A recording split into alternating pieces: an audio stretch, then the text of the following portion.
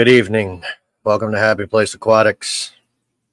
I am, of course, your host for the evening, Jim. We're in the fish room. We're waiting on our guest to get here. Got Tim here. What's up, Scuba Steve-O? Looking forward to me and you being on here. That ought to be an interesting time. So how's everybody's Sunday going?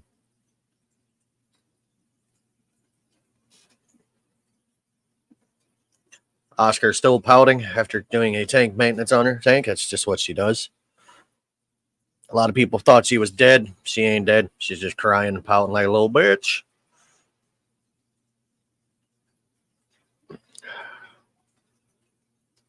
Uh-oh. What's going on? Our home planet, that is a fact. We need to name our home planet, though. Planet Druidia or some shit. Spaceballs.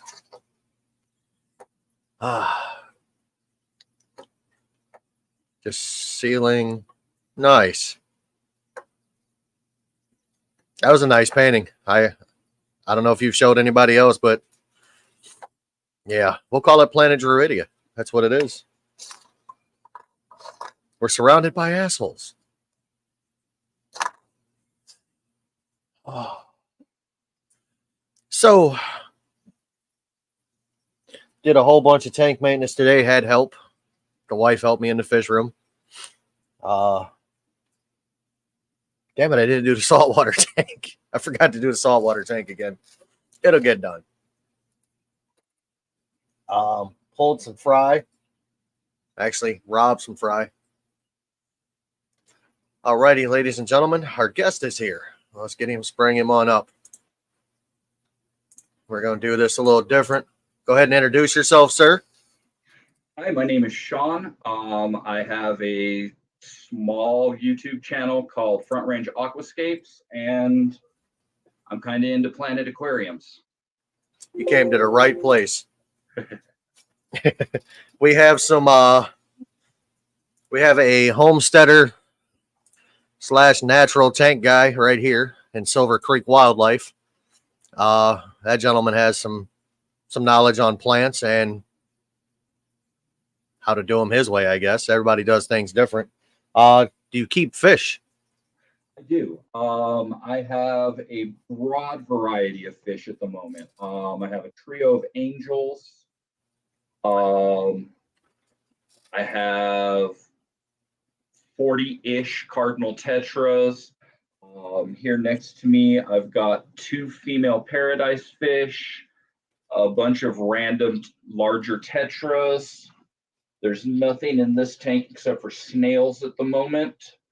I've got a guppy tank behind me, 2 shrimp tanks behind me, and then in another room I have my real nano fish. I have Chili rasboras and a scarlet batis. Okay. Little about me. Been doing this for a little while. We're roughly, 60 some tanks, almost 1,000 fish. Goals. I'm counting fry, so could be less than that by the time some of them, don't make it. But just standard stay alone fish, I'm probably saying 600. Primarily South American cichlids.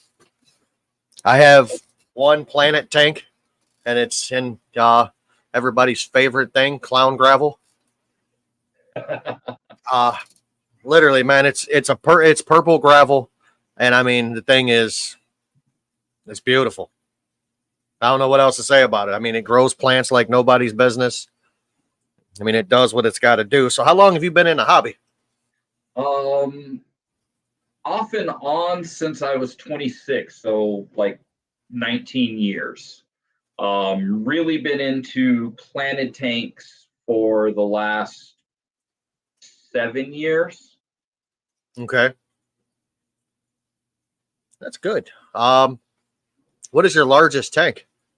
Currently that is set up is a 54 gallon. But I do have a 100 gallon that I need to set up. Okay. Any idea what you want to put in it? I keep going back and forth between an angelfish breeding tank or a giant nano tank.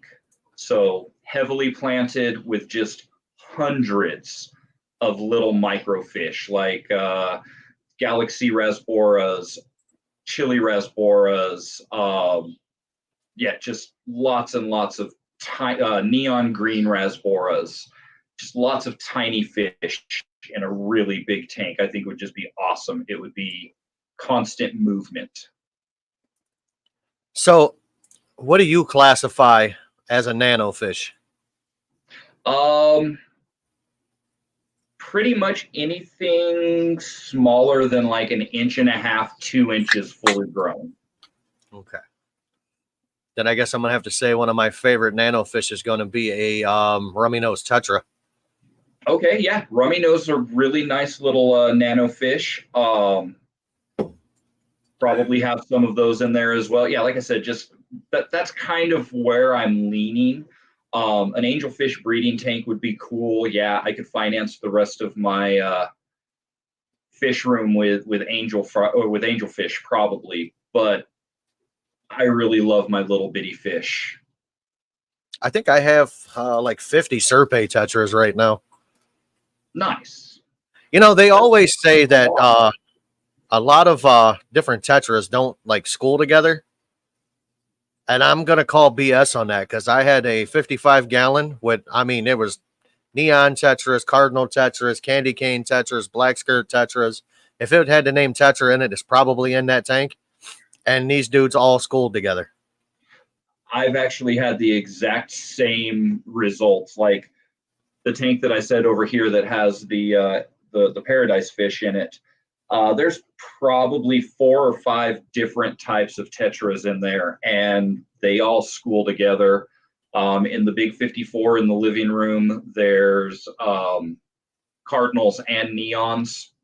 They shoal together. They have no idea that they're not the same fish.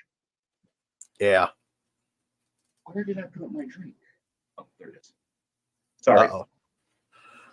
What you drinking good? Brisk iced tea, blackberry smash. There's my poison.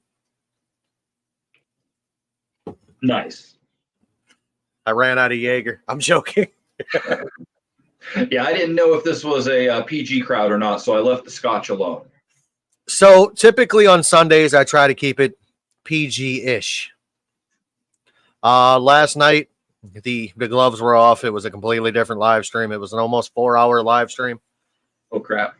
Oh, there was a bunch of us here. So I try to keep the Sunday ones PG and the other ones are just pop ins. You know, some of the time you never know who's going to pop in. You know, I'll have, Slim Tim will pop in. He used to do Dirt at Tank, still kind of does. Silver Creek popped in. Garcia Aquatics popped in. I've had the King of DIY pop in. Nice. What is his name? There's another one who thinks he's famous because he's friends with Joey. I'm joking. Aquarium Talk TV. Gordon pops in. You know, it just happens. We got, there's a bunch of people. This is actually a nice little group of people that I'm connected here with. You know, we got a gentleman in here by the name of Mexicali. Right there. Mexicali, he does Planet Tanks. I mean, it's always a good time.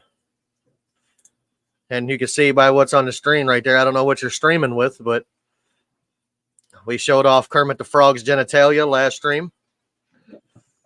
Yeah, I'm on my laptop right now. I was going to do my cell phone because it has a better camera and microphone. But for some reason, I couldn't figure out how to disable pop-up blocker. So I had to go grab the laptop and get it set up real fast. Mexicali is Fish Tube's Joe Rogan. Nice. Yeah, I'm going to have to subscribe to a bunch of these people.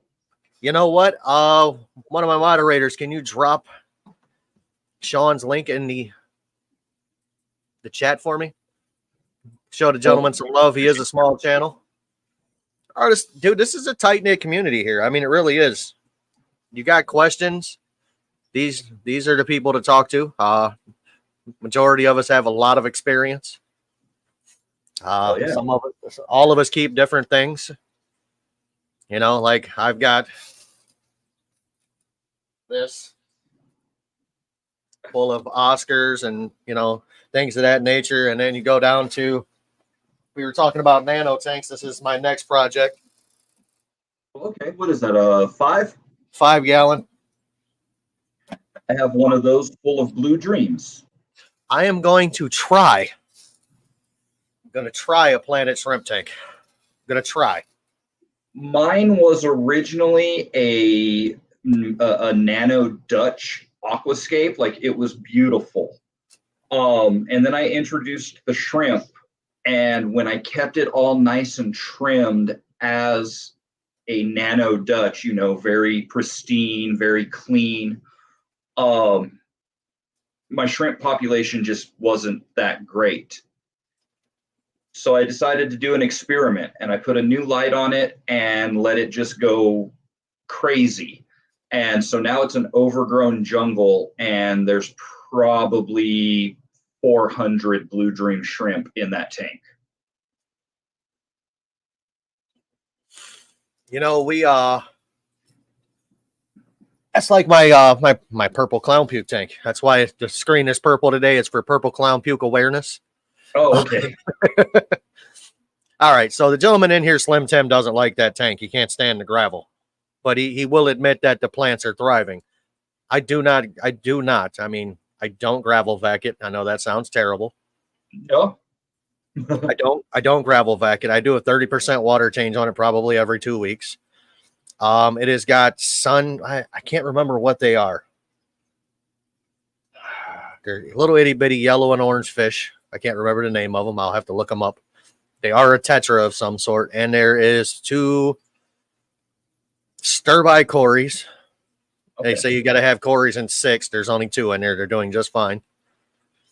And then we have a male crown tail solid white betta in there. Oh, okay. And a couple of Danios that are left that are probably 10 years old. So welcome, Mickey. We're, you know, this hobby needs to kind of stay where it's at and actually increase a little bit. We need to get the younger crowd into it. And that's one of the things I would like to do. I got a few talks that I got to do eventually here. I've got one coming up in, April 10th of next year in Hamilton, Ontario, Canada. I've got to go speak in front of the Hamilton and surrounding area aquarium society. That's going to be fun. We're going to have some fun with this. I'm going to take this and run with it. That's my goal. What is your goal with your channel and your fish room? My goal is with my fish room is just to have a place of tranquility. God, I can't talk. A place of tranquility. I'm a mechanic by trade, and so it's just so nice to come in and do something different. When I'm not working, I get to do something so organic and natural. And I'm really into nature tanks. Can't really see it, but behind me is one that I made to mimic like a Colorado forest, because I am here in Colorado. And then I've got like this one it looks just absolutely overgrown, but the snails love it. And it's a really well-established dark water, so I'm thinking I may throw a guppy, I mean not a guppy, a betta in there. But yeah, for my fish room, it's just my place of tranquility. I can come in here after a hectic day, put some soft music on, kick back, have a glass of scotch, and watch my fish. All right, so I got to ask you a question. You mentioned something a minute ago that kind of struck a little chord with me. You said you are a mechanic? I am a professional automotive technician. I'm a master automotive technician. Dude, I'm finding out that this is a common thing that mechanics bust our asses all day. Sorry. That's all right. We bust our rears all day, and then we come home and play with aquariums. Two of the fish stores here locally that I go to regularly, both of the owners are gearheads as well. It's rather funny that, yeah, this is our pastime is playing with fish. So my thing is, after I get done slaving, and you just get that car that you just can't, you just it fights you all day. I can come home, I can walk down the stairs, I can pull up a stool in front of my 125 South American tank, and I can sit there and I can just watch everything melt away. Exactly. That is the best way to put it. But yes, that is 100% it. And somebody wanted to put it in the chat, but they couldn't for some reason. Silver Creek Aquatics says you're in the right place for liking natural style aquariums. Cool. Glad to know, because like, don't get me wrong, I would love to have, and I have quite a few rimless tanks and stuff like that, but I would love to have an ADA rimless tank. And have an award-winning tank, but there's a lot of money and a whole lot of maintenance that comes into those tanks. And I like my fish to be happy more than me just having this beautiful showpiece of a tank with, sickly fish.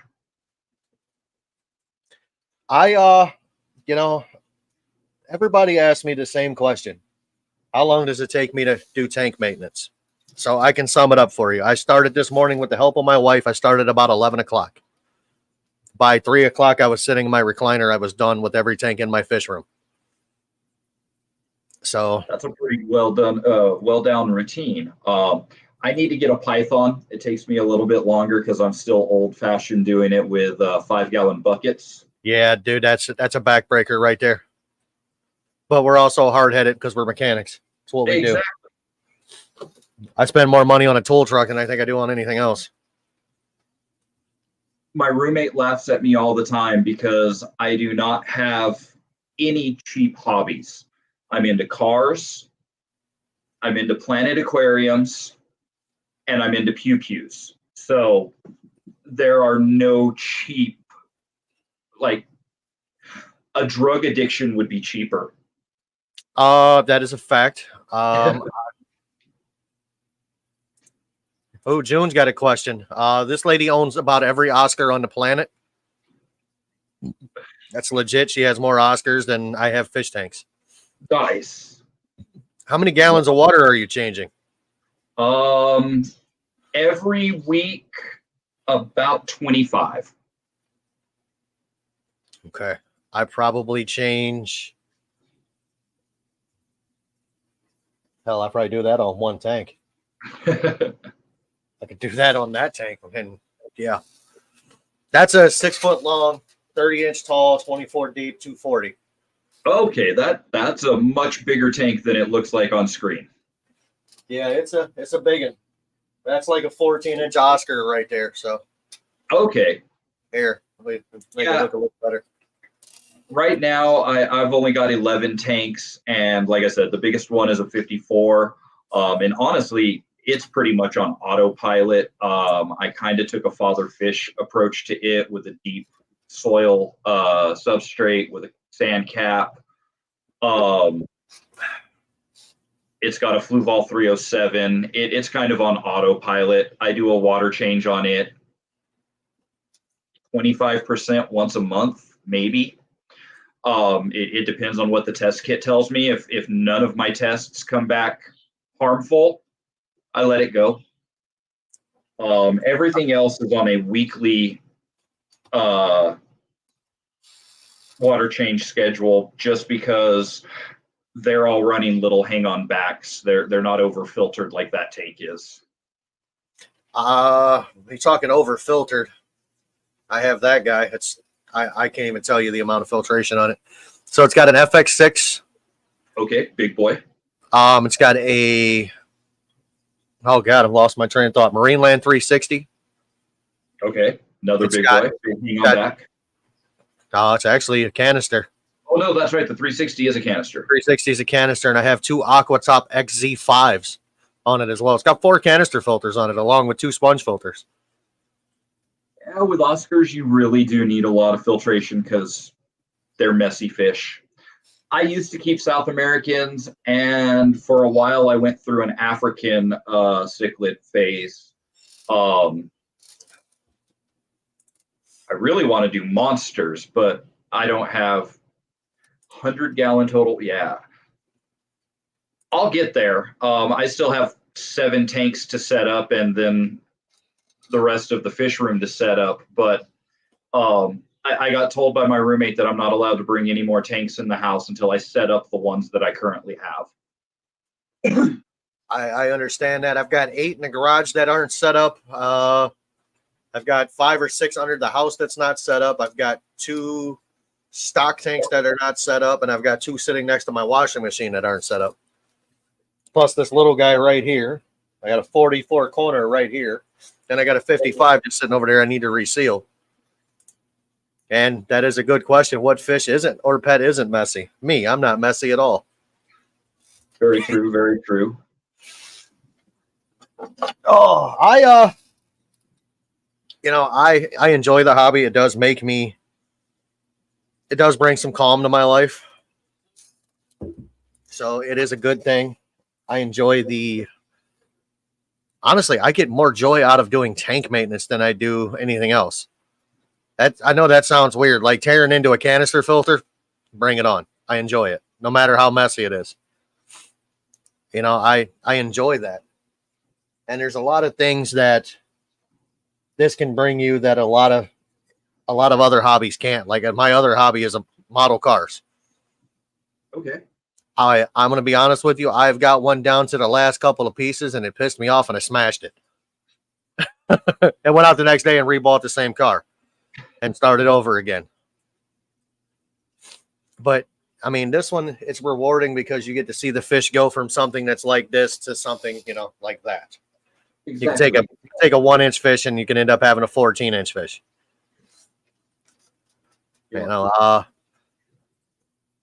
So what is your primary, do you guys work on all vehicles or are you one manufacturer? Actually, I am self-employed and I work on everything except for diesels. Man, you sound like me. I work on everything but diesels. I hate diesels.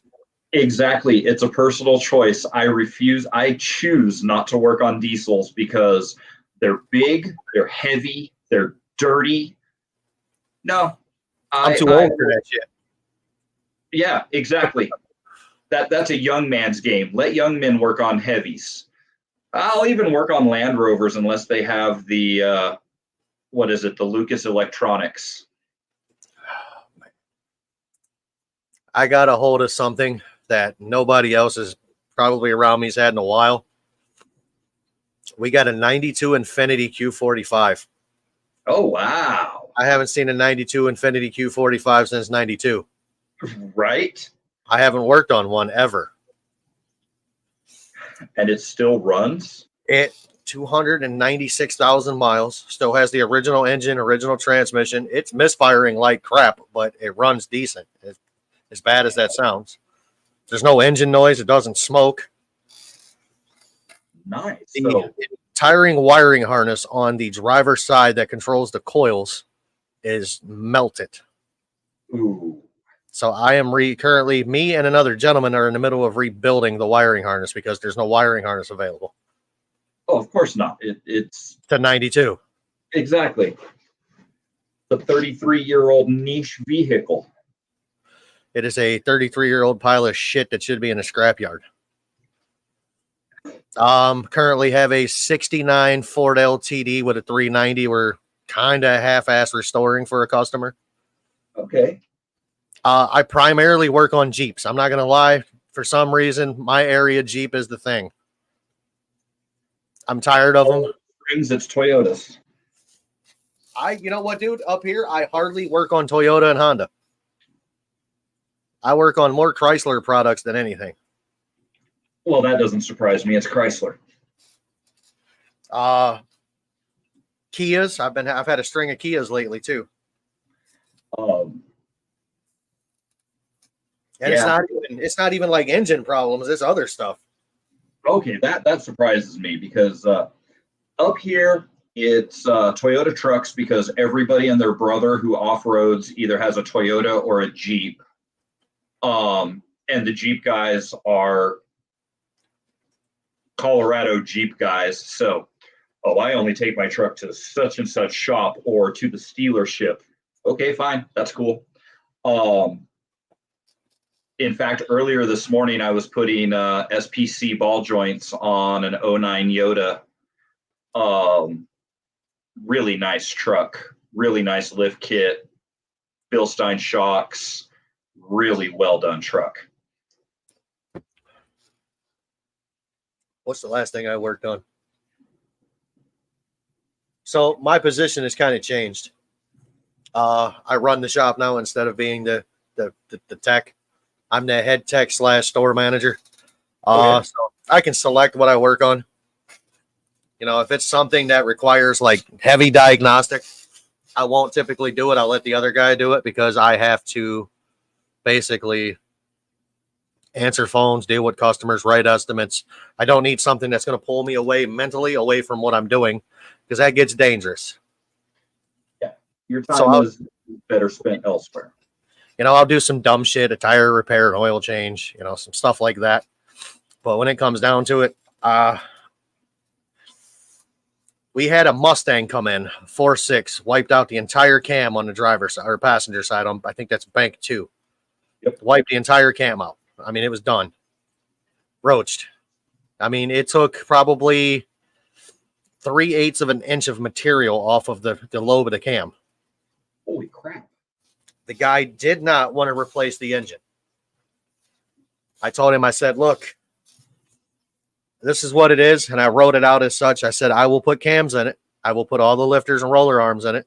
I said, I am not responsible for the amount of metal that is floating in that engine. And I mean, I wrote a paragraph about that long on that page, as legal as I could get it, made him sign it. And he was upset. I said, brother, I didn't buy the car. You bought the car knocking. I mean, it was literally rattling. The rear end was every gear in the rear end was wore out too. The car didn't even have 100,000 miles on it. Somebody just beat on this Mustang. So I did everything I had to do to it, got it all done. It ran perfect. He called back a couple weeks later. He's like, hey, how much for a tune-up on this thing? I said, why? He's like, it's misfiring terribly. I said, it's probably because of all the metal that's in the engine. I said, I'm pretty sure it probably got stuck in a valve seat. It's happened. I promise you it did. It's a Ford. They blow oil past the valve seats. Yep. I drive a damn Ford. They blow oil past the valve seats. But yeah, that's another thing. People are stupid when it comes to their cars. They want to try to be as cheap as they can. They don't understand that safety is more important than, buying that PS5. And you can always tell when it's wintertime, man. You can tell the person that didn't buy tires for their car but bought a PS5 because they're the ones that can't go anywhere. Yeah, definitely true. Yeah, like I said, with being self-employed, I work on pretty much everything. Last big job that I had was engine swapping a '01 Ford Ranger because it had sentimental value. So I put a new 4.0 single overhead cam motor in it. Okay, I was going to say 2.3 or 4.0. 4.0. The 3 liters never die. I don't care what you do to them, they don't die. It's like the old GM 3.8, you can't kill them. Yep. I just noticed a spot on the side of my Oscar down here. Oh, shoot. I have 4 Oscars. I got 2 in this one. I got a 75 at the top right here with a Lutino. And then I got just a standard Tiger down here. Looked like it rubbed against something on its side. I apologize. I'm just trying to make sure my fish is all right. Oh yeah, no, not a problem. So I got a strange problem with my car. I got a 13 Ford Fusion 1.6 turbo. Every year to the date, it burns a gallon of antifreeze. I've done a block test on it. I've done compression test on it. I've done pressure tests. It's not leaking anywhere. There's no exhaust gases in the cooling system. It just eats a gallon of antifreeze a year. Huh. That is odd. Nothing, no sign of it on the spark plugs. It's on its second set of spark plugs, however. And it doesn't have 30,000 miles on it. Oh shit. Grandma bought it brand new in 2012. She drove till she was 92. She gave the car to me and my wife. Nice. Gave it to us with 19,000 on it. I put 10,000 on it in 3 years. I don't drive the damn thing. I don't like it. I'm a Chevy guy myself, so currently have a 99 Silverado 1500 extended cab short bed 4-wheel drive, small lift 34s, 5.3 cam, ported and polished heads, valve springs, So you did some work to it. Yeah, I did all the work to it. O2 O2 bourbon. Hell yeah, you cannot beat a GMT 800. Most reliable damn truck on the face of the planet. He's in Texas too, so it's rust free. I'm in Colorado, so mine are rust free. In fact, I send pictures on Facebook to a bunch of different GMT 800 groups, just constantly flexing on the fact that my frame still has factory stickers on it. Yep. And theirs doesn't even have metal on it. We got a gentleman up here. He's got a 2000 and what is the thing? 2010 Silverado. We have fluid filmed it every year since it was new. It still has the white tags on the frame. You can still see the frame. It doesn't even have surface rust. Yeah, mine, very minimal surface rust. But that's because in Colorado, we don't use salt. Yeah, Ohio, we use every bucket of salt we can find and then some. Yep. I'm pretty sure we go to other states and get it just so we have enough. Maybe you're the reason that we don't use salt is because we send it all to you, but you can have it. You can have the damn weather that comes here too. I'll leave it. I'm ready to get out of here. I'm a GM guy, Oldsmobile. Nice. They don't make them anymore. So I went to the dark side. I went Japanese. Okay. There are a lot of Japanese, like, I'll be honest, if somebody asks me what type of new car they should buy, I tell them they need to buy either a Honda or a Toyota. That's what I tell everybody. I got a 16 Honda Odyssey. That 3.5 ain't no joke. Oh no, the J Series is a great engine. It is. And then I just bought a 06 I bought a 06 Accord off of a customer. Broke a ball joint, ripped the axle out on the driver's side, had it towed in. It needs an upper control arm, lower ball joint, lower control arm, both outer tie rod ends. They're both, they're on the verge of breaking, and both axles. And I gave him $300 for the car. You got a good deal. Needs a bumper, needs a fender. It took the fender out when the tire broke. The bumper was already missing. Is it a V6 or a 4-cylinder? 2.4. Okay. And the air works. Missing a bumper. The air conditioning still works. Nice. So the strongest part on that car is probably that AC condenser hanging in the front.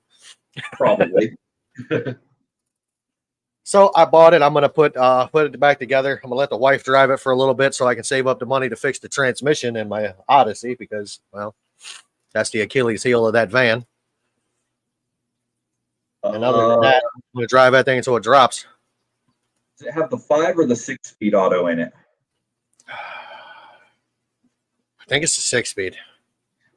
It really doesn't. No, it's a 5-speed. 6-speed came out in 18. That's right. It's the 5-speed, and that is definitely the Achilles heel of a V6 Honda vehicle.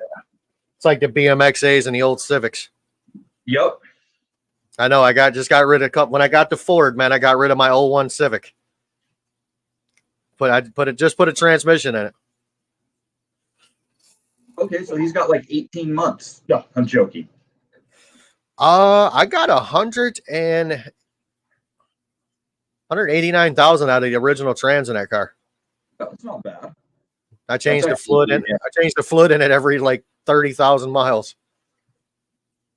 I've done the fluid in my Odyssey. It's at 145.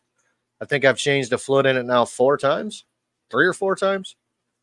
And it's starting to shudder a little bit between second and third. I know it's time. I know it's just a matter of time before my wife calls me and says, "Hey, it's coming to you on a tow truck."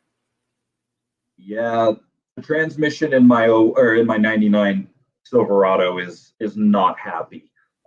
It's a 4L60, and they're marginal at best behind a stock motor.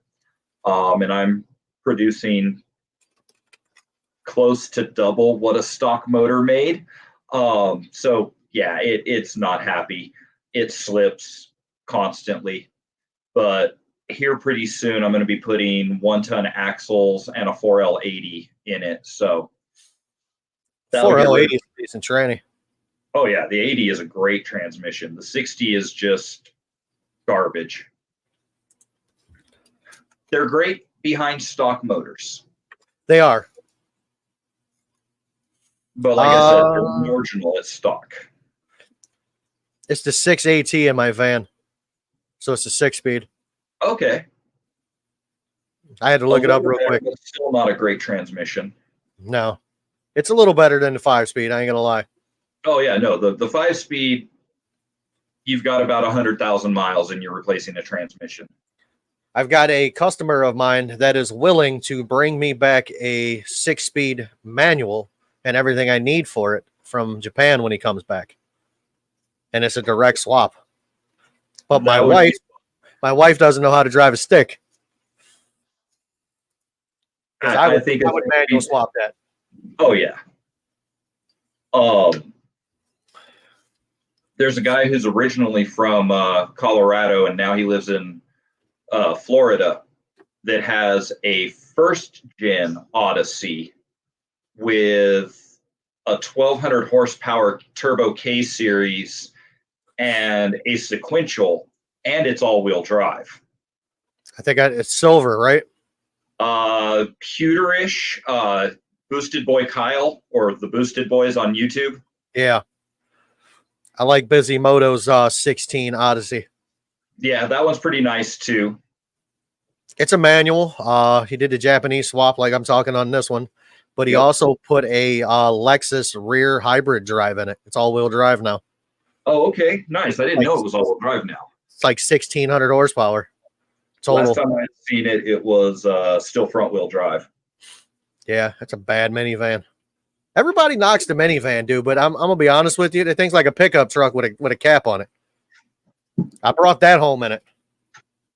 One of my dream vehicles is a Toyota Previa, but not the Previa that we got here in America. I want a JDM Previa because it was available with a 5-speed standard, all-wheel drive with a supercharged mid-engine configuration. I think that would just be the baddest minivan on earth. I had a Astro van that somebody ordered with a 305 in it. It was all-wheel drive. It was the extended Astro. Okay. It was ordered with a small block in it. I mean, that thing would get down. Off a dead punch, dude, it would smoke all 4 tires. Nice. I loved it. My car is an R33 Skyline. It's what I'm looking for. It's what I want. I think I have another couple years before I can get a 33 here. I know they're just now letting them bring the 32s. No, actually, this year was the first year that you could bring the 34. It's a 25-year rule. So, yeah, the EPA, the U.S. EPA rule is a 25-year rule. So this year they started importing 34s. There's a bunch of them here in Colorado because, rich people in Denver own Skylines. Yeah. Yeah, so you can get the 33s. I might have to And look the for one. thing is that the 33 is kind of the unloved one out of the trio. Everybody either wants the 32 or the Or the 34. 34. So the 33's prices haven't gone sky high like the 32 and the 34s have. I think it's the body style that the people don't like on that one. They almost look the same. I think the front end's a little different, if I remember correctly. And I believe that one is rear wheel drive. The GTR will always be all-wheel drive. That was what made it a GTR. Was GTRs are all-wheel drive RB26 standard transmissions. I used to be a big old JDM nerd. Okay, I'm still a big JDM nerd. I just don't own a JDM car at the moment. Fair enough. I always get the ones you can't modify. Like the 01 Civic I had was an LX with a 1.7 in it. It wasn't modifiable. I was gonna K20 swap it, but I was like, I ain't got the time for that. Then I was gonna put the 3.5 out of an Odyssey in it. That I don't have time for that either. So I just got rid of it. And that's not true. Technically, I own a Skyline. At least it was sold as a Skyline in Japan. It's an Infiniti G35. Yeah, that's right. The 35 was sold as a Skyline in Japan. Yep. They're nice little cars. This one's got a blowed up 3.5 VQ in it, but eventually I'll find another engine to put in it for cheap. I know a guy that's got an R32 in the city of Lorraine out here that's right-hand drive, and I mean, he pulled it into my nephew's shop, and I'm not even gonna lie, I got an instant stiffy. Yeah. He told me, he's like, "Oh, you can drive it." I said, "No." Have you ever driven a right-hand drive? I have not. It's a completely different experience. I've done it once, and I won't do it again. I heard. And no, it wasn't in anything cool that I got to do it in. It was a damn Japanese K truck. Hey, those are cool. They are. It's like a side-by-side, only way cooler. Fun fact, the Honda Odyssey in Japan is all-wheel drive. Nice. We can't get them here, but Toyota, we have the all-wheel drive Sienna. Yep. I was like, I think I could swap that over. I think it'll bolt up. If not, I have welders and torches and, plasma cutter. I'll make it work. I don't know if it works on newer Odysseys, but I know that on the first and second gen Odysseys, everybody is using CRV all-wheel drive systems. I think I would have to use one off the Pilot. That would be perfect because, all a Pilot is an Odyssey with half of it cut off. Or a Ridgeline, one of the two. That's right. The Ridgeline is the one with half of it cut off. The Pilot is the same platform SUV thing. I think it's still the same platform. They're all Honda Accords. Basically. Damn it, I ran out of pop. I was drinking Orange Crush in that. Feel like a kid again. Nice. Oh. All right. Now, this is a mechanical question. Snap-on, Cornwell, Matco, or Harbor Freight? Honestly, now that I'm an old ass man, Harbor Freight. It cheap works, man. I'm not gonna lie. I use the Icon stuff. Is it Snap-on quality? No. Close. It's like 65% quality for like 30% price. And I don't have to worry about the Harbor Freight clerk giving me a hard time about using my screwdriver as a pry bar. I don't have to take it on the truck and then be told, oh, it's going to be 2 or 3 months before we have that in stock. I walk into the store with a broken tool. On the rare occasions that they break, I lay it on the counter. They tell me to go grab a new one, and I walk out. It's over with. Yeah. Yeah, there's no BS. So I've got a lot of Snap-on tools, but lately, there we go. Cornwell. I have a lot of Cornwell. I have a lot of Snap-on. I don't like Matco, man. Their shit breaks easy.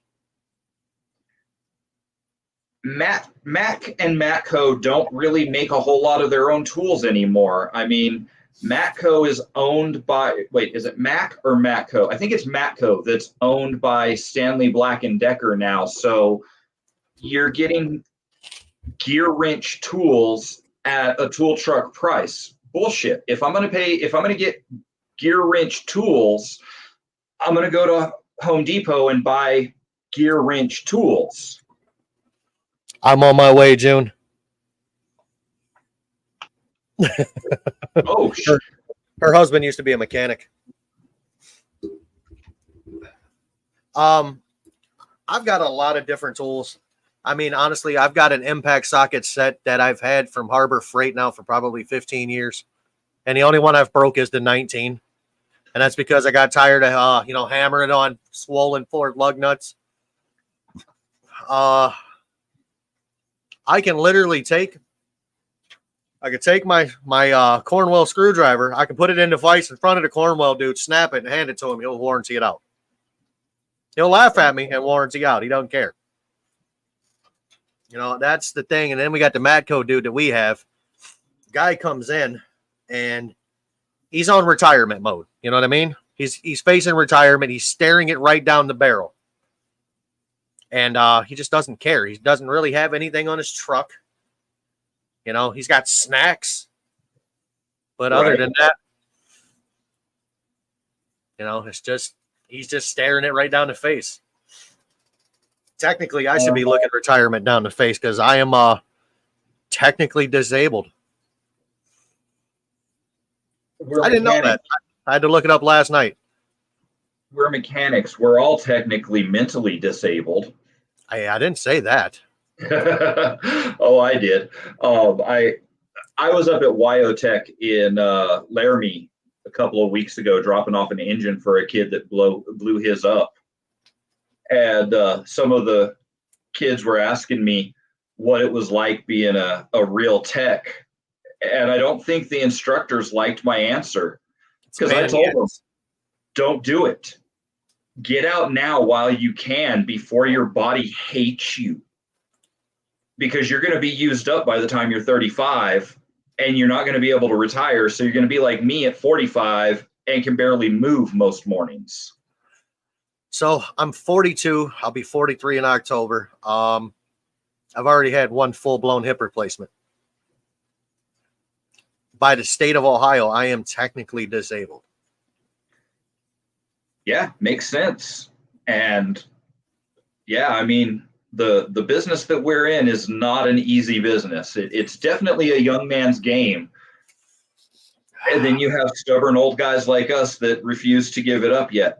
Oh, I got an even older and stubborn guy that works for me, 61 years old. Bosnia war vet. In the middle of Desert Storm, they were coming back. They were kind of on like a little leave. They were out. They were hammered drunk at a bar when they got called back, like immediately. So they're on their way back, and they hit an IED in the road, and he got thrown out of a Humvee. It was like, I think it was like 40 or 50 feet from the Humvee. And he woke up 2.5 weeks later, and he had surgery on his skull to release the pressure where it crushed his skull in. So he's got like a plate in his head. This dude is the most stubborn jackass I've ever worked with. Like severe migraine will come to work. I'm like, bro, go home. You're no good to me dead. No, I got it. I'm like, man. All right, have at it. Right. But now I have to ask the question. Is he like the typical old guy at a shop that he works there, but what he really does is just sop up gravy and bullshit? Guy sells more brakes than anybody I've ever met in my life.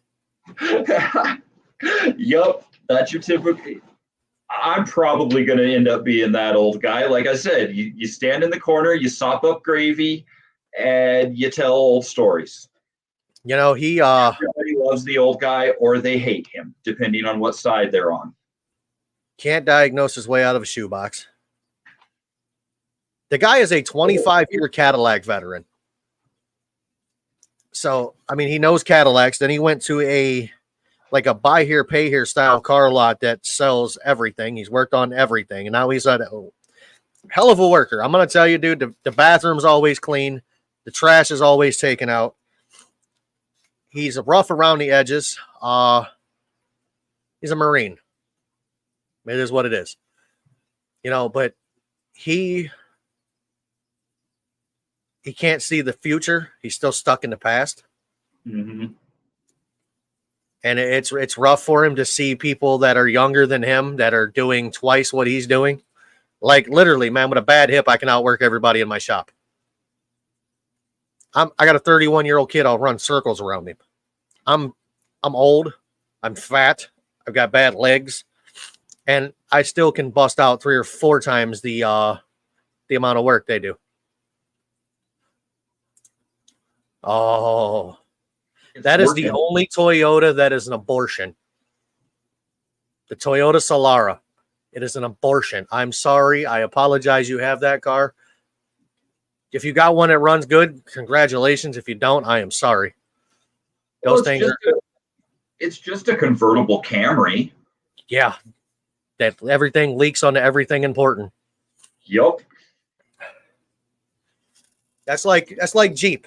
They never understood that you shouldn't use really thin vinyl tubing for your roof drains. And then you put them right across all the important dash components. Of course. And they leak. Yeah, rag top forever. Drives like a Corvette. Smooth as glass. I have a customer that bought hers. It's a red one. Black top. Beautiful car. I mean, this thing is gorgeous. And she's like, I got a killer deal on it. It has no miles on it. I have replaced everything in this damn car. Yeah. I mean, everything. The Solara, while it is a gorgeous car, and don't get me wrong, I'm sure there's quite a few of them that are still out running around.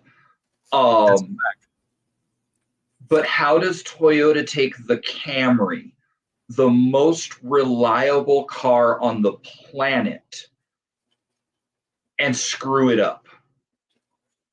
Same way Honda took the Civic and screwed it up.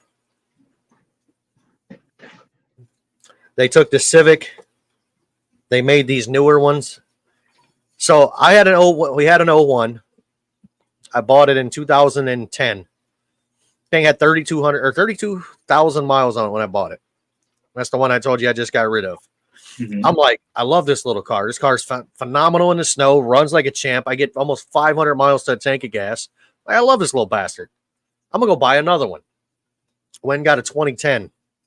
I swear to God, I would rather push the other one all day long than drive the other one that I bought. The 2010, I bought a 2-door. We had two coupes. No, the thing's a piece of shit. I got rid of it. Planned obsolescence.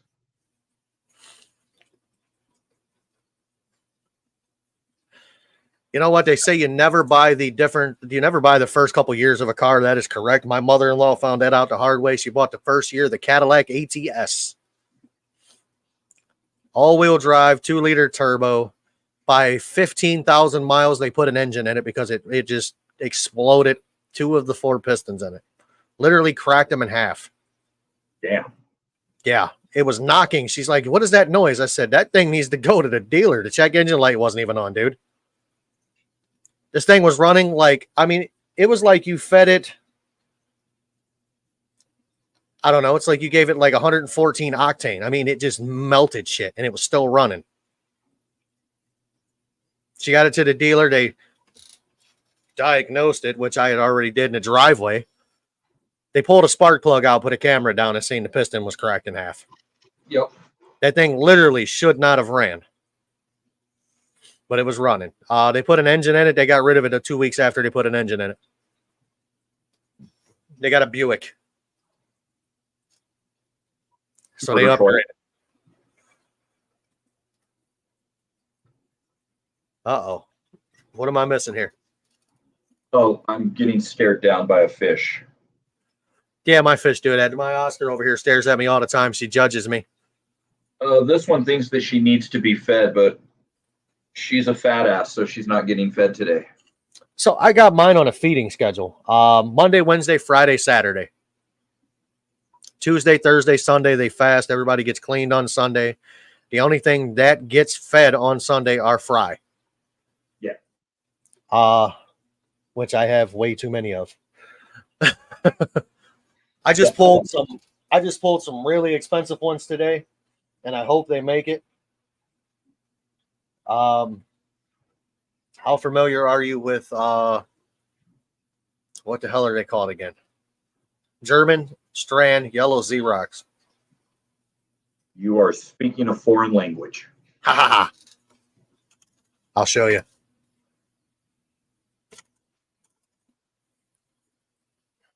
Yellow Blaze Xerox. There's actually the technical, but there's the German strand, and then there's the standard strand. All right, there's that. Go there. We're going to share the screen. Hopefully my dick pic doesn't pop up. That little guy right there. Okay, that's a gorgeous fish. Yeah. I've got about 40 of them. Nice. Plus the mom and dad. So I've got other fish I really don't show on here because I don't want to jinx them. You know what I mean? Right. So I've got a 90-gallon tank over here. I had I'd set up, I did the whole cycle process because I wanted to do it the right way. So I went through, cycled it. I got the fish, put the fish in it.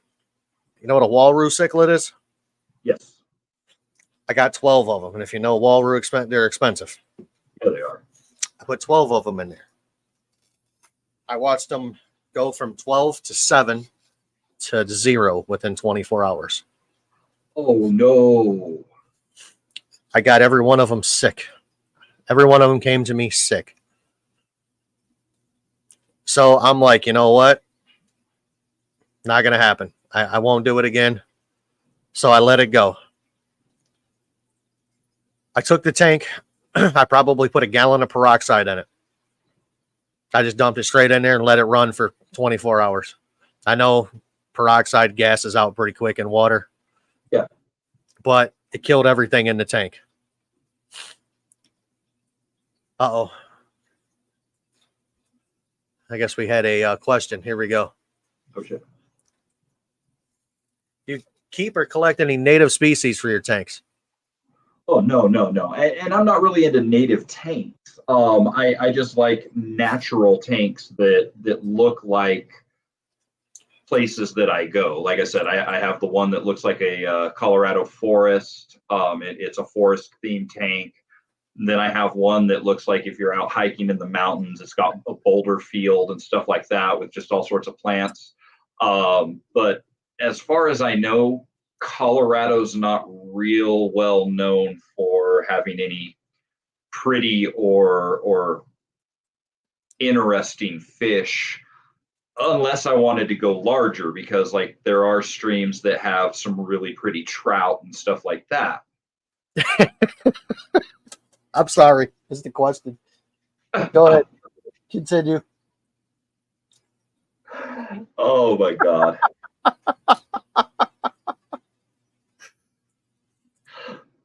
I am not going to encourage that kind of behavior. No, I'm joking. I totally encourage that kind of behavior. I told everybody at work sexual harassment at my shop is not reported. It's graded. Yeah. We're auto tech. Shit, there's no such thing. Do you guys actually have an HR department? Yeah, it's me, or actually the owner, and he's going to tell you the same thing. He's going to ask you, did you enjoy it? No? Then tell him you didn't like it and move the fuck on. Excuse my French. That's what the boss will tell you. Yeah. No, exactly.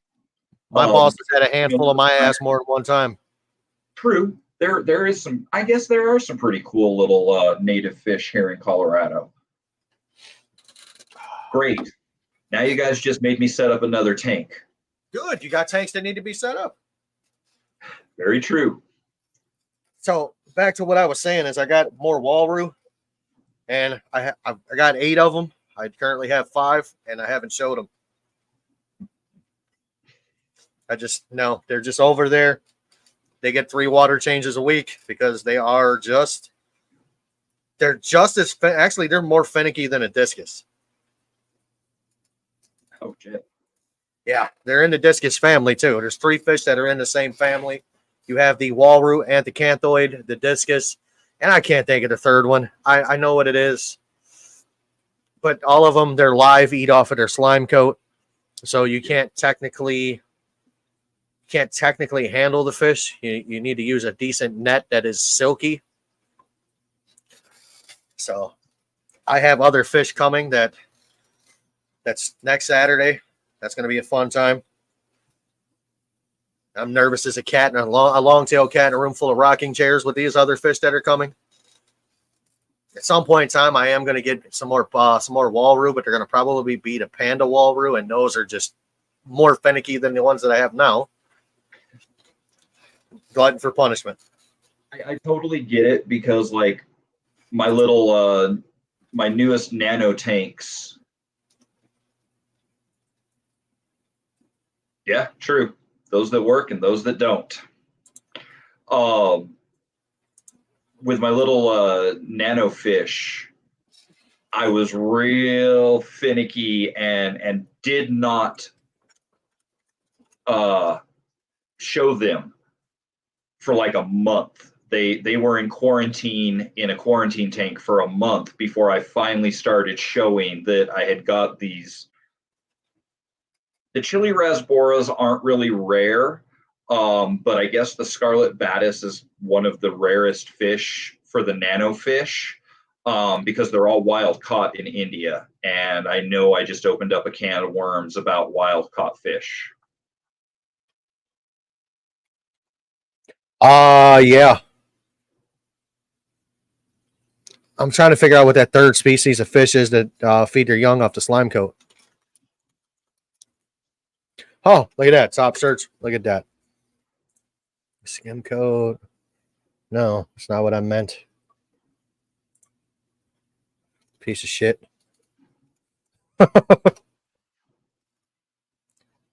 Discus.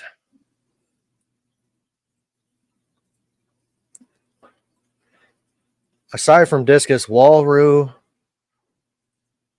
What the hell? No, they don't feed off their slime coat.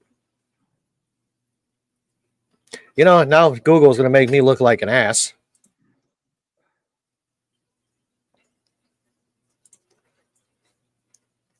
Aside from discus, Walroo, some pikes, no. I know that some chromids. There's a chromid. That's actually what it is. Yeah, I know everything that does is in the cichlid family. Oh yeah, they're all like that. Green chromid is actually what it is. It looks kind of like a sunfish.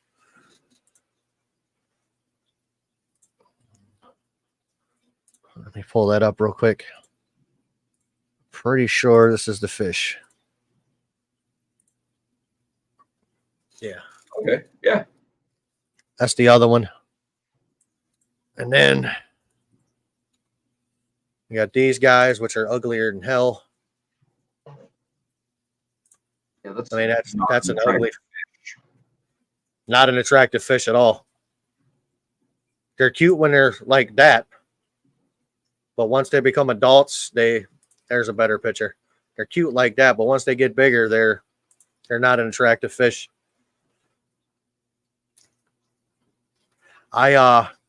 For some reason, I'm attracted to some of the uglier fish. I got some handicap fish like my Oscar right here. She is blind in one eye. Uh, my albino up here, her mouth is crooked. So it's like she literally looks like she's had a cigar on one side.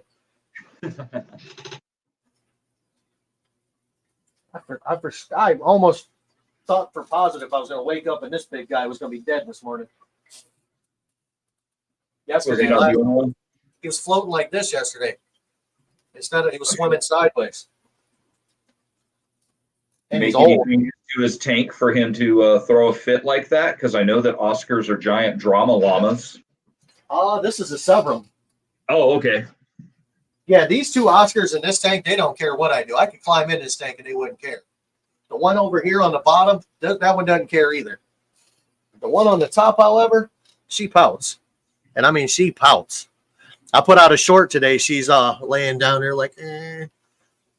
Everybody's like, oh my God, did she die? No, she's just a drama queen. Yeah, every Oscar that I've ever owned has been a drama queen. You do a water change and, oh my God, they're dying. What does my substrate consist of? Shame and disappointment. So most of my tanks are Tropica planted substrate, or I've recently been using Landon Aqua soil from off Amazon because it was a little bit cheaper than the Tropica, and it seems to be doing just as good. But yeah, most of mine is actual Aqua soil, and sometimes I'll mix it with, like in this tank and this tank, I've mixed it with natural looking gravel. Or sometimes I'll cap it with like black sand or something like that. I am probably going to buy I'm going to go buy some all organic crap from Home Depot. I'm going to slap it in the bottom of this 5-gallon tank. I'm going to cap it with play sand. Yeah, for my dirted tanks, that's like I've got a bag of Happy Frog organic potting soil sitting next to me because I used to grow cannabis. Me too. Got some growing right now as we speak. Actually, I use liquid fertilizer and allow the fish poo to just work its way down into the aqua soil. But yeah, like I used to grow, so I fell in love with Happy Frog at that time because it's really good stuff. So for my dirted tanks, that's what I use. And then I've got a bag of Quickcrete play sand right next to it for a sand cap when I do that. I do that on larger tanks because it's entirely too damned expensive to do a big tank in aqua soil when you're looking at $50 a bag. It's ridiculous. Just try doing a 240 with cichlid sand. Yeah. I have that tank back there. I got probably, I don't know, $300 in sand in it. I do not doubt it at all because that looks like a pretty deep sand. And every other tank in here has got play sand in it. Yep. $5 for a 50-pound bag. I'm there all day, every day. And so does my saltwater tank. When I played with saltwater, I used pool filter sand just because I liked the whiter white. Hello, lady. That's my wife. Oh, well, hello. Yeah, I started using the play sand. First time I did it was in my goldfish tank. And I'm like, we'll see what happens. And it didn't do bad, but it started at the bottom of it. It started turning black. Okay. And it's because it's not getting any oxygen deep into it. It was too deep. Yep. So when I get in there, I'd move it around. When I moved it around, the black would disappear the next day. Smells god awful, but the next day it's gone. I'm like, huh. And I got to looking at it, and somebody told me it's like a form of anaerobic bacteria. I'm like, that'd kill my fish. He's like, nah, you'll be fine. And he's right. I've never had an issue. And everybody's like, oh, anaerobic bacteria, blah, blah, blah, blah, blah. I'm like, it's fine. You know, I've always been my slogan. It's your hobby. Do it your way. Do what works for you. I agree. As long as you're not like trying to overstock or anything like that, or blatant fish Love you too, abuse, lady. it's your hobby. Do it your way. That is my saying, man. Yeah. The secret password is there is no secret password. I don't even have a safe word. Help isn't a safe word. Oh, mine is kumquat. I should probably switch up on pineapple because like everybody's safe word is pineapple.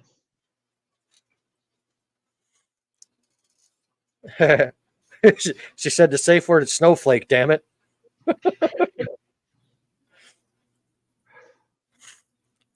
Oh, absolute jack. Girls have cooties.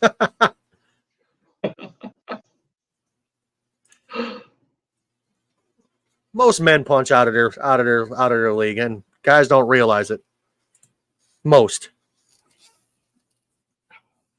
Except for that one that looks like, or that dude that's playing a chick that goes by Gorlock. That's something you don't want no part of. Oh my God. Hi, my name is Optimus Prime. I'm like, oh my God, I was dying when I seen that. I'm sorry, I keep getting distracted by my tank because one I of heard tank. one of my low-tech tanks There we go. is purling, and that's very rare for me.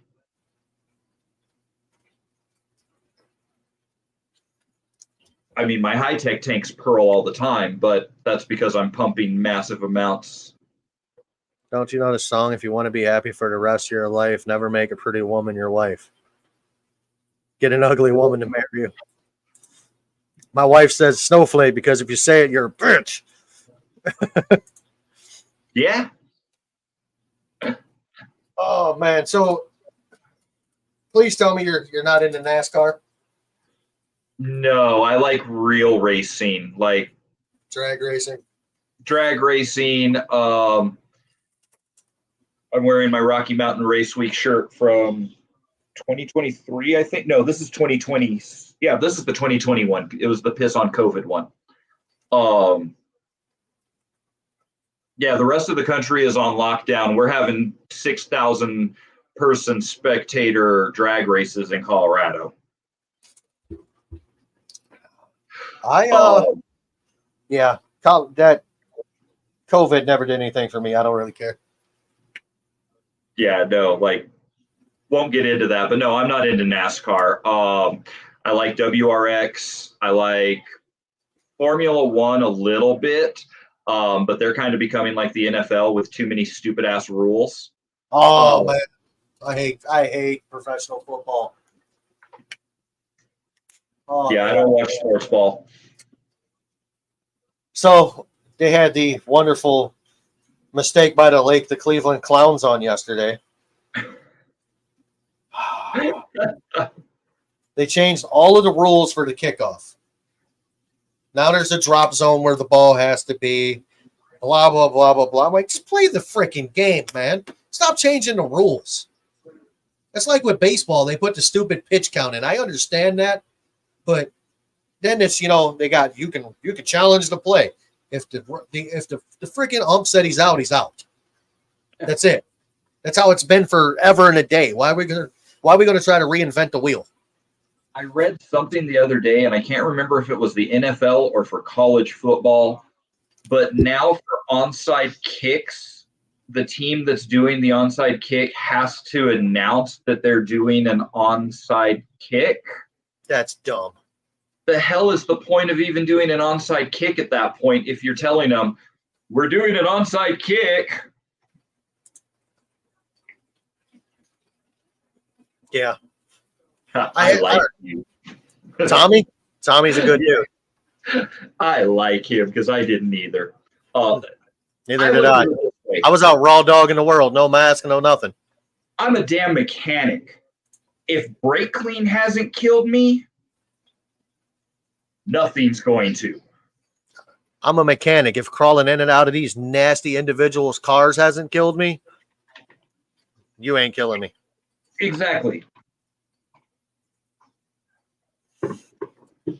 If the gonoherpacifilades that I caught from Joe Blow's car that hasn't been cleaned out in 83 years didn't kill me, I'm fine. I'm straight. Man, I was in my car. I was at a red light. I had a little lady pull up next to me in her car, had her mask on with her window open, rolled her window down because I had my window down and screamed at me to put a mask on. I said, ma'am, I'm in my car. You can kiss the back of my ass. You can't talk to me like that. I'm like, dude, I'm not putting a mask on in my car. I am in my car. I am more than 6 feet away from you. I'm pretty sure you're okay. You have your mask on. You're safe. If it bothers you that much, roll your window up. It's a pandemic. It was not a pandemic. It was planned. The sooner everybody wakes up and looks and sees that, they will understand. Man, brake clean will kill everything. I don't care what it is. Exactly. I mean, brake clean is the best shit on earth because it kills everything, including cockroaches. Yes. I use it to kill wasps because it works better than wasp killer. Works really well cleaning your tank, too. Just birds. Garcia, so you're saying essentially you want a Chevette set on top of a 454? Oh, that would be a fun little death machine. We have a Nash up here that runs at the track that's got a 460 in it. I should say there should be a 460 with a Nash strapped to its back. Right. And that thing is evil. Right out of high school, I had an MGB with a 350 Chevy and a 4-speed. It was ridiculous. Tommy has a Camaro, and it's a very special Camaro. Nice. It touches him in no places. It's an 81 Shoreline convertible. I've seen it. It's actually not a bad car. Okay. They didn't make very many of them. No, because 81 was the transition between, like, it was the last year of the second gen. Yes, before we got the Gen 3, that was a big mullet. I had a mullet. I just recently cut my mullet because it got caught under a jack. My very first car was a 1982 Z28 Camaro, so. Told him at 67 Eldo, hell yes. With the 500, yes. Yes. When I was in high school, I had a El Camino that had a 500 Cadillac in it. It was an 84 El Camino that we had shoehorned a 500 Cad into. It didn't have a whole lot of horsepower, but it had a lot of torque, so it would burn the tires like there was no tomorrow. I put a 3.8 in a 94 Cavalier. Supercharged 3.8 in a 94 Cavalier. A 4.9 Caddy and a Fiero. I'm going to say that the supercharged 3.8 in a Cavalier will beat that 4.9 because the 4.9 was not a good engine. Don't get me wrong; it's better than a North Star. Anything's better than a North Star. Power than a North Star. So I had a 1999 4-door Cavalier. I converted it to a stick. I took it and I dropped it off to an old guy that I knew that worked on engines. I dropped him off a bunch of parts. He told me what else he needed, so I got everything. I got it back. It was bored and sleeved. It was stroked. Had a fucking 16-pound precision turbo on it, 16 PSI. I I couldn't keep axles in it. When I got it to actually do it a proper hit on a dyno, it was 482 at the front tires. Jesus. Yeah. I would eat Corvettes off the line and up to about 120 miles an hour all day long. But after that, they'd walk me because the tranny was just done. I mean, I just couldn't take it. I ended up wrecking that car. I lost a tie rod in a corner, smacked a guardrail in a parked car. My best one was my Fox body Mustang I had, though. Had a Paxton Pro Charger on it. Okay. Long tube headers, had a ladder bar, panhard bar, traction bar. Car never caught traction. I don't care what it was. It was Barney purple, white racing stripe, Cobra R 5-star chrome mags on it. Dynoed, proven dynoed with paperwork from the guy. 675 at the tires. That's impressive. I was a little inebriated. I had a couple of attractive females in a BMW, a 7 Series BMW. It was their daddies, of course. And they wanted to race. It was slightly damp outside. And if you know a Mustang, they like crowds and sideways when there's very little traction. I got sideways. I went up on the curb. It had the louvers on the back window. I hit a pole sideways against the right rear quarter panel. Snapped the axle completely off of it. Popped the hatch out. The hatch glass popped off, hit the ground, did not break. Holy shit. Totaled the car. I mean, totaled. They should have made the entire car out of the back glass. Yeah. I towed it home. I put it in the yard. I stared at it for a couple of months trying to figure out what I was going to do. And I found an 88 Ford Ranger for sale with a blown motor. I said, light bulb. 5.0 swap of Ranger. $250 for the Ranger. The Ranger was dirt cheap and clean as could be. I put the engine and trans in it. The truck scared me absolutely shitless. I said, well, that's a little worse than the Mustang, so I sold that to my uncle. He took the engine and trans out of the Ranger. He put it in his Maverick. He put something else that was in the Maverick in the Ranger, and he still has that damn Maverick with that engine and trans. Tremec Magnum 6-speed. I mean, the car was laid out. The dude, he put it in the paper here, and I'm like, I was looking for a car. I was looking for a Fox body Mustang.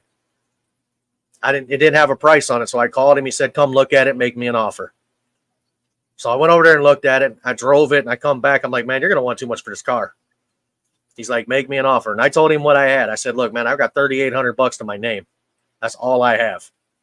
He said, well, go get it. I'm like, huh? He's like, go get it. He's like, I got 6 months to live. My 19-year-old son ain't driving this car. He's like, you can kill yourself, and I don't care. You're not my kid. I'm like, right. Shit. And I almost killed myself twice. It would run high 9s in a quarter when I got traction. Otherwise, it was in 12s, 13s. I'm amazed the block didn't split because 5.0s are notorious for splitting blocks at anything over 500. I don't know what was done to it down low. I really don't. I never took it apart. I didn't have it long enough to find out. Right. I only had the thing probably 6 months. Yeah, the last car I had that I almost killed myself in was my 95 5 Series. Oh, man, I had the weakest BMW they ever made. 2005 325 Xi. E46 BMW, weakest could be. But, man, that thing hugged the road like it was glued to it. The best chassis ever made. I will fight somebody over that. The E46? The E46 is the best chassis that has ever been made. It doesn't flex. It doesn't slide. That car hugs the ground. Yeah. It is underpowered. How much power you throw at them, they just hug even harder with more power. I mean, that thing is... I don't even know how to describe it. Mine was an E34 5 Series, which to me is the best 5 Series. It's a generational thing. It's a nostalgia thing. I grew up watching shit, I can't think of the name of the movie now. Famous Al Pacino movie with a chase scene that has an E46 M3. I mean M5. And I love that movie. I grew up watching that movie. I love the 46 or the E34. So I bought one. And then I put an M3 motor in it. And then I put a lot of boost on it. 3,300-pound car, had 673 rear wheel horsepower. That's a lot of power. She was my drift mule. I used to call it something else, but it's not for public TV. I was looking to buy another BMW, and I was searching for a 7 Series. I like the 7 Series.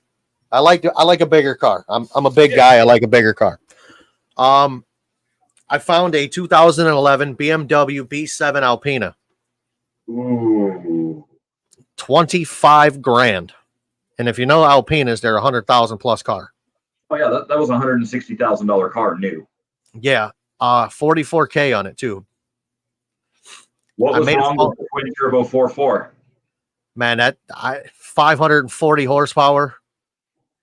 I mean, they're not known for longevity. No, and that's what I got to reading. I went and looked at it. It was nice. It was beautiful. I was rubbing on it. I was starting to get a little affectionate with it. I'm not gonna lie.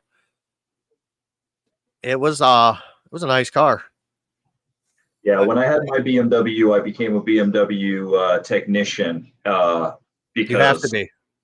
Exactly. I was not going to pay a BMW tech the kind of money that they were charging to work on my BMW, so I became one. I got rid of mine because I'm not going to lie to you, I could not find out why the check engine light kept coming on. I kept getting the same codes. I bought the car for $1,000. I drove it for a year and a half. I sold it for almost $4,000. Nice. So, I mean, I made my money. And I told the dude, I said, hey, man, it needs some work. I'm like, but you can't beat it. I put in different lights. I changed the tail lights. I changed the headlights. I changed the grills out. I put M3 grills in it. I changed the stupid little side marker lights on the fenders. I changed the fog lights out. Everything was all HID when I was done, except for the tail lights were LED. And mine was had the winter package on it. Okay, like everything in the thing was heated. Like the seats were heated up to even including the headrest. Yep. I mean, this thing was comfortable. Bluetooth. Had the Hyphonics premium sound in it. I mean, this car was laid out for what it was. It was the cheaper end BMW, but I mean, it was laid out. Had the little washer nozzles that sprayed the headlights. Yep. I mean, that thing was a nice car. There wasn't much that could out corner it. I promise you that. And they smell like a damn crayon. 3 Series do, yeah. You open the door, it smells like a Volkswagen. It smells like a crayon. Yep. 3 Series smell bad. 3 Series are known for that. I actually take it back. My 5 Series wasn't the last car that tried to kill me. My M3 was the last car that tried to kill me. I had an E36. So the generation before the E46, 3 Series or M3 4-door that I had a shop in Albuquerque where I used to live do cams, headwork, tune, really nice NA setup, putting out right around 350 wheel NA, which isn't bad for a 3.2 straight 6. Sounded amazing, but I drifted a corner in a snowstorm and hit a patch of black ice and wrapped it around a telephone pole. But that engine is still alive. It's in a buddy of mine's Z3 right now because it was a really well-built engine. So I sold him the wreckage, and he put the engine in his Z3. I might have to be out on this one. I have no idea who the hell that is. Click and clack. Sounds like my balls when I walk down the stairs. Click and clack. That sounds like something from an old TV show or something, if I had to does. guess. I'm old, but I'm not that damned old. Yeah, I'm 42. I'll be 43 soon, but Jesus. Yeah, I'm 45, but still, like 72 bug. 72 bug. I had a guy trying to when I was getting rid of my BMW, I had a guy trying to trade me a Beetle for it, and he called it a Super Beetle. And I said, you need to elaborate on that because there's very many things that can make that people can do to make their car replicate a Super Beetle, but not being a Super Beetle. Super Beetle had, I think, the higher compression engine in it. Higher compression engine and different suspension, if I remember correctly. It was like a more Baja style. Click and collect. The Tappet brothers used to do a radio show. Yeah. I definitely don't know who that is. I might have to Google him. But then I told him, I said, you know what, man? I'm interested because my wife wants a Volkswagen. She wanted a bus, which isn't, it's whatever. It is what it is. I'll find her one of these years. nowadays. Yeah, they're hard to find. They're expensive too. So I told him, send me some pictures. Let me see what it looks like. He sends me pictures of a car in pieces. I said, so you expect me to trade you a running and driving car for something that I literally have to figure out and put together? I know it's a Volkswagen. It's pretty simple, but no. Yeah, no. Would call into that show and make noises and say, what's wrong with my car? Oh. I have people to describe them. I love some of the noises that people describe. It's making like a whirling noise. Sound like a small airplane taking off. Oh no, it sounds more like a blender. When? Oh man. I had a lady describe something to me that sounded exactly like she said. It was like the car was like, I'm like, what? She's like, it goes, I'm like, you gotta be kidding me, right? Like, is the car having, I'm thinking in my head, is the car having an orgasm? Right. So I got in the car, I drove, and I'll be damned, it went, when I let off the gas. Her son changed the blow-off valve. Okay. And I had to explain it to her. I'm like, ma'am, this has an aftermarket blow-off valve. What is that for? I said it eliminates some boost pressure when it's too high. I said it lets it off. It just so you don't do any damage. It's only rated for a certain amount of PSI. When it gets there, it's done. Oh, puppies. I thought for a second you unzipped your pants and your wiener fell out. No. The dog came to see what I was doing. So I told her what was going on, and 2 days later, she is in the parking lot. She has a box in her hand. She went and bought a blow-off valve and wanted me to change it for her because she couldn't take it no more. She said people were staring at her. I'm like, all right, so mine's got a 1.6 in it. I'm driving down the road one day. My car is not running properly. I can feel it. You know what I mean? It's underpowered. It feels like a four-banger with no turbo. But all I hear is a whistling noise. My blow-off valve got stuck, and it was just whistling the entire way. However, when I got deep into that gas pedal, that thing actually had more balls. Huh.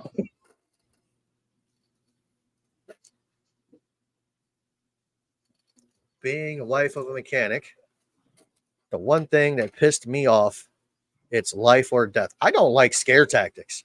I'm sorry.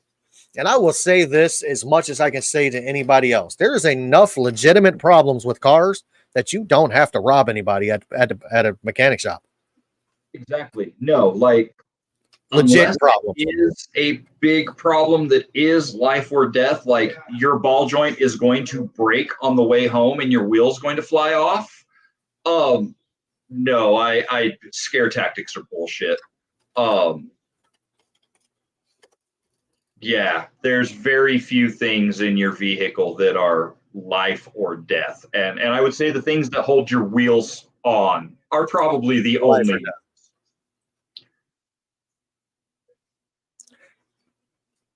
Yeah, No, no, Tim. that's one reason that I Tim's just got a stiff and he wants to finish. That's all.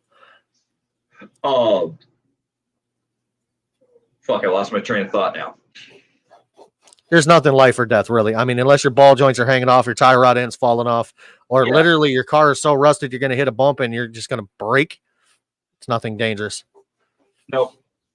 It may leave you stranded, but it's not going to kill you. I am yeah, I don't get it. I mean, I've told everybody if you I don't even want to put the name of my shop out there, but if you Google the name of my shop, I'm just going to leave it at that. My reviews say everything you need to know. We are fair, we are honest, and we'll straight out say, I don't care if we're not the cheapest in town, but you're not getting cheap work. And my favorite is the people. Well, you did that wheel bearing in 30 minutes and you charged me for like 2 hours of labor. Just because I have the experience to do something that book time at 2 hours doesn't mean that you get that charge less. That doesn't work that way. You are paying me for my experience, not my time. You're paying me for my tools and experience. I'm sorry, that Snap-on guy rapes me every week. It's actually, I don't even know what a Snap-on guy. Mine's all Cornwell. Yeah, no, like I told somebody the other day because I just had this conversation and somebody was giving me shit about the fact that I charge what a shop charges, even though I'm mobile. And I told them, I was like, you know what? I should charge more than a shop does because you're paying a certified technician to come to you. Like, you get to sit on your ass at your house. You don't have to bring it to the shop and then figure out a ride home.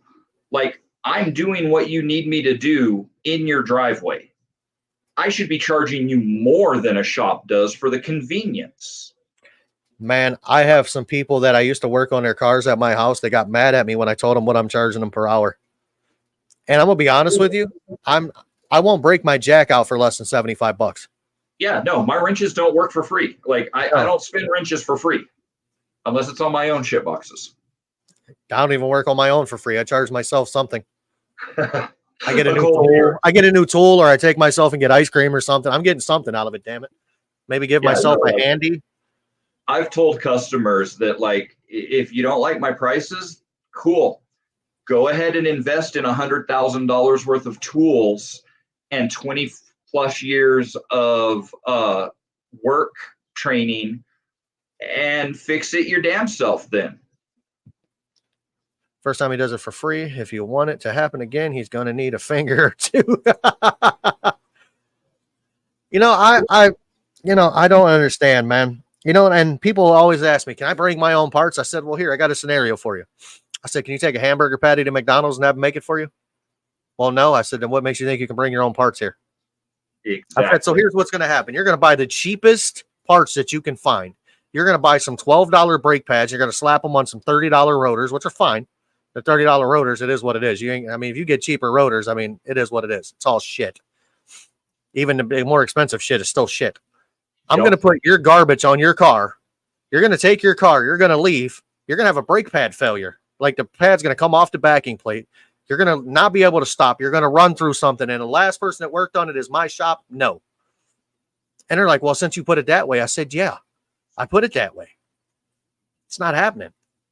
I'm not a dick about it. I'm nice about it, but And what I always tell customers is I don't use your parts because if there's a warranty issue and you got this shit off Rock Auto is not going to take care of me as a technician. And I'm not eating that work. So if you want to pay me, like if it's a part failure and not a labor failure, I'm not eating the labor. Like O'Reilly's, AutoZone, Advance, they all take care of me as a technician if I have to warranty things. Yeah, it takes a little while for the warranty paperwork to go through, but they still take care of me. That's why I only use my parts, is because I'm not eating labor. No. I have had I got a Nissan. It's a 2018 Nissan Rogue Okay. that I have done. They now have oil temperature sensors in the new Nissans. And you have to put the new one in. The vehicle has to set for 12 hours. It has to go through a complete cool down. You got to let it run for 5 minutes. You got to shut it off. Then you got to turn the car back on. You need to make sure that the oil temperature sensor, the coolant temperature sensor, intake air temp sensor all read within 11 degrees of each other. I'm like, okay. So I put it in there. I do that. It works. I send it away. It comes back because it passed every monitor. You know what I mean? Ran every monitor, did what it was supposed to do. It comes back and it's got the same code. Well, you pull the sensor out. You put the sensor in a beaker of water with a certain temperature. You measure the resistance on the sensor. I've had 4 Nissan factory sensors fail. And you can't get them aftermarket. Nobody has an aftermarket one. So finally, the customer is just standing there, and I mean, they're just bitching in my face. I said, you know what? Give me the cards you paid for it with. I just gave them their money back. I said, take it to Nissan. I'm done. Sometimes you have to be that way because new parts suck. I will say, like, I don't know what it's like in Ohio where you guys are at, but I'm sure it's the same nationwide. I would say that almost 50% of new parts that I buy are defective out of the box. Yes. Like, it's Brake absolute pads suck. Yeah. Brake pads are terrible now. So and it doesn't matter if you go with Rebestos or the cheap ass house brake pads. They all suck. So we are a AC Delco shop. Okay. We use AC Delco pads, or we're supposed to. And I'm not going to lie to you. Since I took over, I nicked that right in the ass. 14 series Delco pads suck. They squeak right out of the box. I don't care what you do. You put brand new rotors on it, brand new calipers. They squeak right out of the box. Put 17 series on it. 2 days later, they start squeaking. So at least you get 2 days and maybe like 150 miles on them. And I'm looking at the parts rep is there, like a rep for the company, and an engineer's there talking to me about their brake pads, how they're superior. I said, really? I said, because I've sent back 4 sets in the last 2 weeks for the same issue. Well, what's that? I said, squeaking. No, you're doing something wrong. I said, brother, I've been doing brakes for 30 years. You tell me how I'm doing something wrong. So he's sitting there and he's talking to me, and I'm like, look, man. He's like, you got to index the rotors. I said, you index the rotors on these shit boxes. Go ahead. I'll wait. I'll stand right here and let you index that rotor. So he did. He indexed the rotor. The engineer did right while I was standing there. Put his stuff, new stuff on it.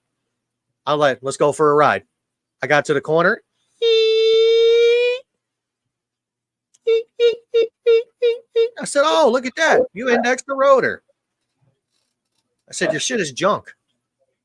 And they're going to tell you, oh, but it doesn't affect the stopping. I don't care if it affects the stopping distance. That's still a comeback. And I don't like comebacks. I got to hear it. You know what I mean? So I switched over to the majority of the brakes I use are either Bosch Perfect Stop. Okay. Or I will use Power Stop. I've had 0 issues with either set. I like Power Stop pads. I'm not a fan of Power Stop rotors because they're all drilled and slotted. And if you're not tracking your car, all you're doing is going through pads a hell of a lot faster because you're running them over a cheese grater. Yes. But I do love Power Stop pads. My truck's kind of a little bit of a diva. She runs EBC. It's kind of funny. My truck is the ultimate mechanic's shitbox because it looks horrible. Panel alignment is janky, to say the best. I'm pretty sure the frame is like a 1/4 inch out of alignment. But it has a $10,000 engine in it. Yes, I love the movie Tommy Boy. Chris Farley was taken from us way too soon. But like it's got EBC brakes on it and all these high-end parts, even though it looks like an absolute pile of shit. I love it. I have, well, I don't exactly, I have them. I haven't put them on yet. I've got Brembo America brake pads for my my minivan. My wife drives like my wife drives like Mario Andretti, dude. I mean, literally, when me and her first got together, she had a Pontiac Grand Am. I put brakes on it all the way around twice a year. Man, this live stream is fantastic. I'm enjoying it, by the way. Same here. Thank you again. Yeah, absolutely. Not allowed to say that. You know, I've been through a lot of parts. I've been through a lot of shops. I've worked at a lot of shops. I didn't want to do the mechanic thing. You know what I mean? It was a hobby. I'm a mason by trade. Dead serious. I'm a mason. I'm a bricklayer. So I go over and I do what I'm doing. And I had to get out of it because everything started to hurt. Like my legs and shit were going bad on me at an early age. But when I was laid off doing masonry in the wintertime, I was working part-time at AutoZone. So I became a part-time AutoZone delivery driver. So I got to drive around in the Danger Ranger all day long, delivering parts, just enjoying life, smoking cigarettes, rolling around. So I moved on from that. I ended up being a commercial manager where I dealt with just shops only, not general public. I did the first pilot program they ever did is where they put an AutoZone commercial manager inside of a buy here, pay here car lot up here called JD Buyrider. Okay. So I was one of the first managers to do that. Oh, God. He did not just say that. Hold on. Okay, what am I missing?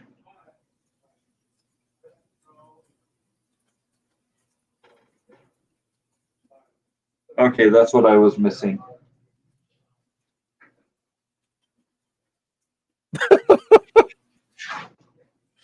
All right. We're on our way to cancellation. Right. I hope you weren't expecting this to be monetized. I am partially monetized.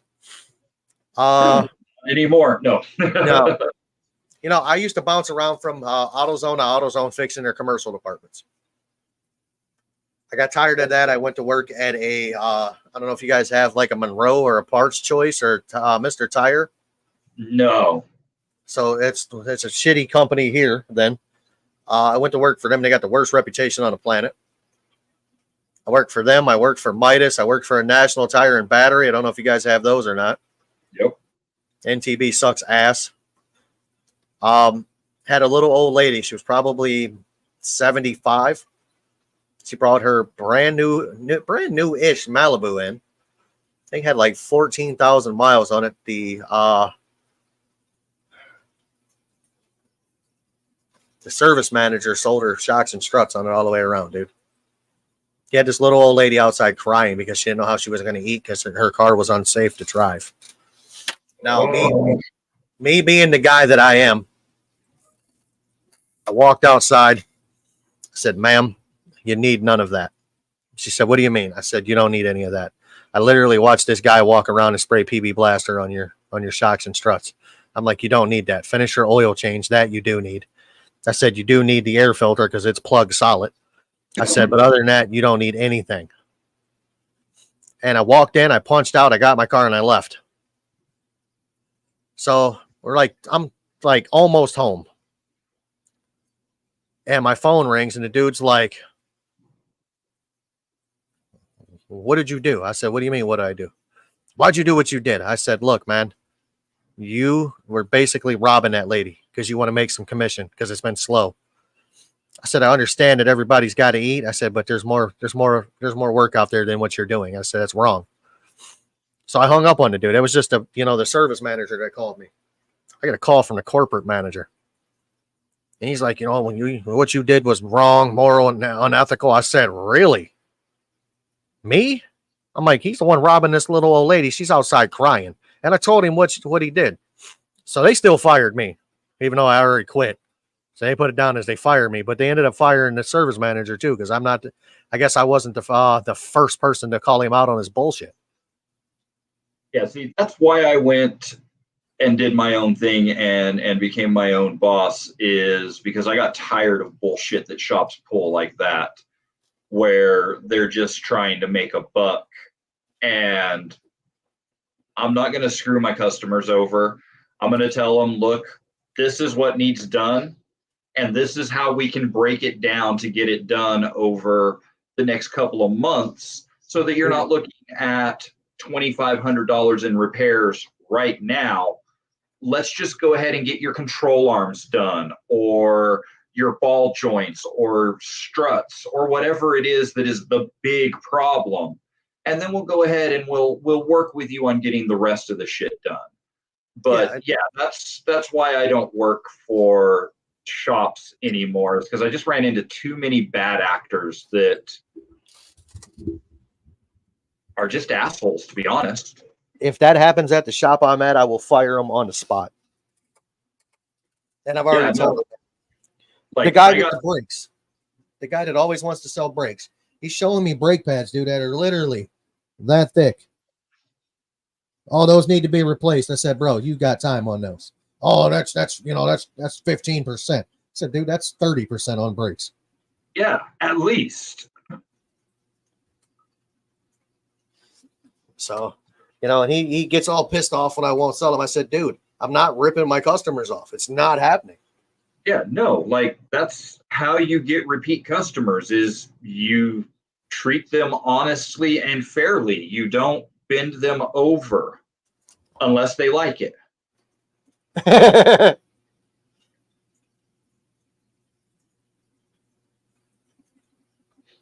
Oh. Yeah, I'm not the kind that likes to deal with shit like that. I won't stand for it. I won't let it happen.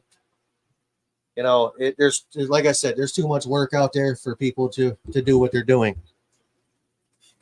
Exactly. And that's kind of like, I know a couple of other mobile mechanics here in the area that are like trying to backstab each other and stuff like that, and trying to get me pulled into that same bullshit. And I'm like, dude, there's enough out here for us to all eat and then some. Like, I'm not going to fuck you guys over because you don't like him or he doesn't like you, or I don't care. In fact, I send one of these guys diesels.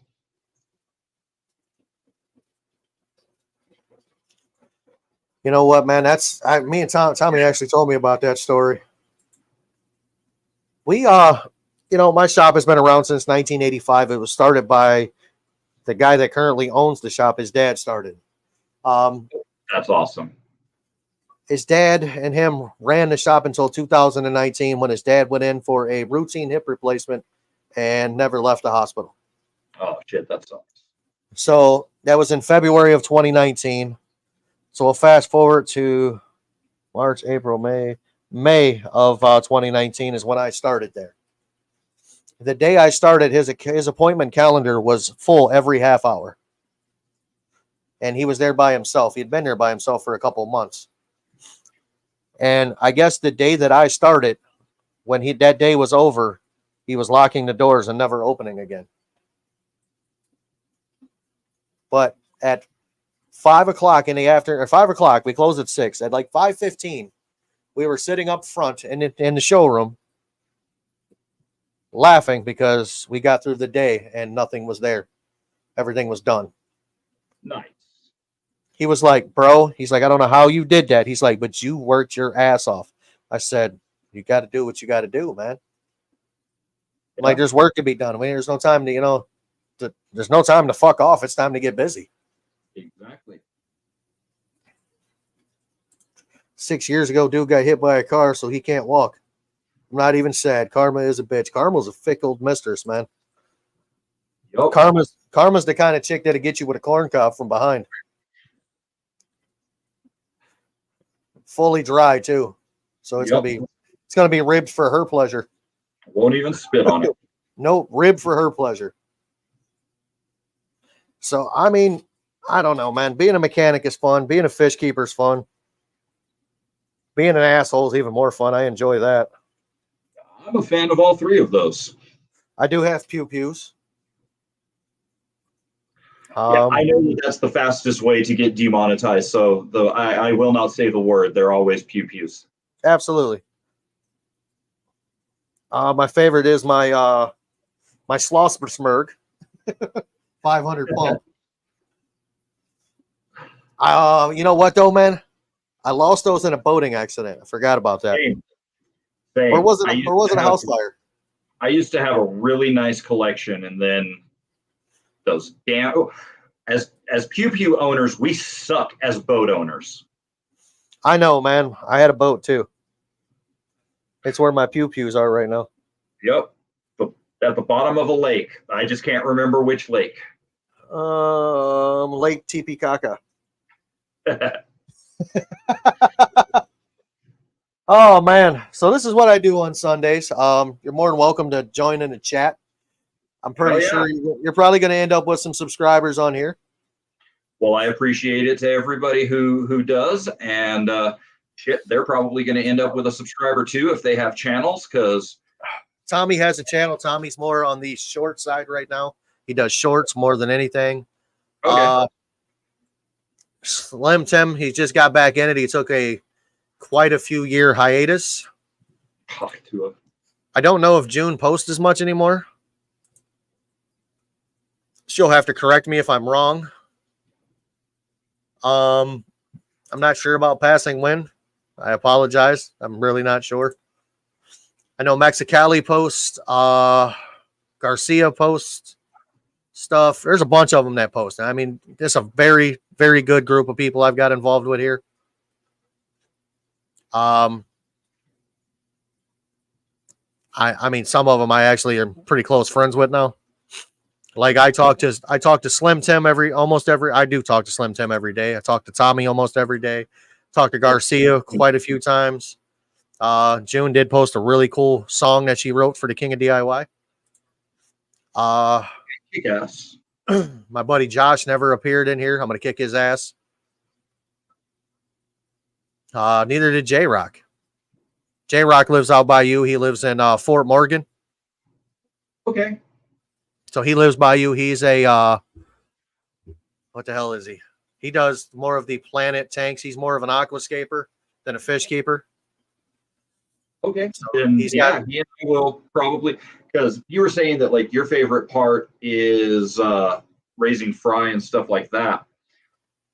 My favorite part is honestly the setup and the scape, and then watching it initially grow in. And then I feel like I get bored and just let it go natural and do whatever it wants to, which is honestly better for the fish, but it's not as aesthetic as I would like it to be. You know, I've got a lot of hate and criticism about the substrate and the way that I keep my fish. Actually, the decorations and the fake plants that are going to kill my cichlids. So this is what I tell everybody that has never kept African cichlids or South American cichlids, especially Geophagus, because they are, if you look up the name, Geophagus means earth eater. They sift through sand. People don't understand that. If I put a whole bunch of live plants in this tank behind me, one, my Oscars would destroy them. Yeah. Two, every fake plant that I have in my tank, if it was real, would be eaten or gone or floating. Yeah, so they'll pull them up and, no, you cannot keep live plants with South American cichlids. Some of them you can, some of them you can't. Severums you can. There's certain ones. Oscars you cannot unless you do it from little. Yeah. African cichlids, they'll eat just about everything. Yeah. Like rams and severums and angelfish. Sometimes, because sometimes angelfish will decide, you know what? Fuck it. I'm going to be a cichlid today and just tear up the entire tank. Yes. My Oscar will get mad, especially this Latino up here. She will get mad. I have a probably 5-pound piece of lava rock in here, and she will get mad and move it around the tank wherever she wants it. Yeah. So that is why my shrimp tanks do so damn good. I'm reading Silver Creek Wildlife's post and or comment, and that's why, because they're not heated, so their water stays cooler than all of my tropical tanks, and they're just plant producing mothers. all cichlids have that in them. He's absolutely correct. Yeah. Like I said, angels are, I consider angels as cichlid light because sometimes they act like a cichlid and sometimes they don't. Most of the time they don't, but then they just, like I said, have these spout, at least the 3 that I have, will just have these bouts where they'll wake up one morning and decide that they're cichlids after all and destroy the tank. They just woke up one morning and hated everything. Yeah, they're just like, nope, we're rearranging. This is how it has to be now. All your plants are dead. Hundreds of dollars worth of plants dead. I have more electric blue acara probably than a fish store. Nice. I have probably more natural blue acara than a fish store. I actually know for a fact I have more electric blue acara than my local fish store because my local fish store owner is my friend. So I can blame him for all the fish that I have. I mean, here, I'll just give you, here you go. Yeah, that's goals. Because currently I'm sitting in front of 5 tanks. 9, 10, 11, 12, 13, 14. There's 15 tanks in this room in total. Yeah, that's goals. Because like I said, I'm currently sitting in front of 5. I've got the room next to me has 4 more. And then there's 2 in the living room. But I have a lot more to set up. I just have to clean out the rest of this spare bedroom and turn it into my fish room. I have 13 on the other side.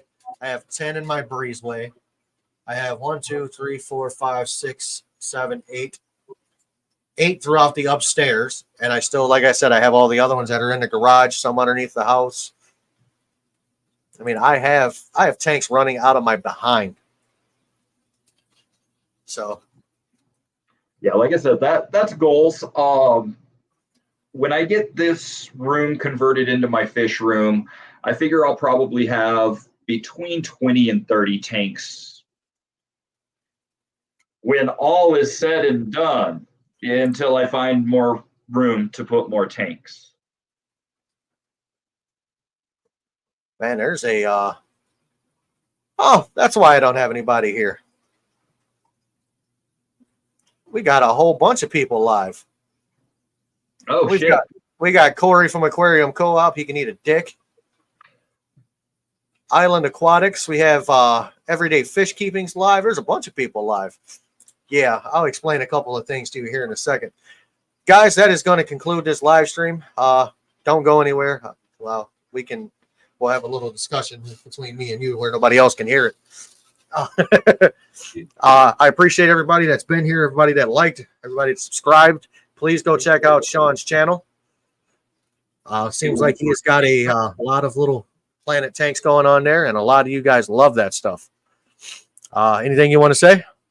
No, thank you so much for inviting me to this. It was great to converse with everybody. Thank you, everybody, for the input. And I will definitely be subscribing to everybody's channels. All right, guys, that's going to do it for this Sunday. Remember, it's your hobby. Do it your way.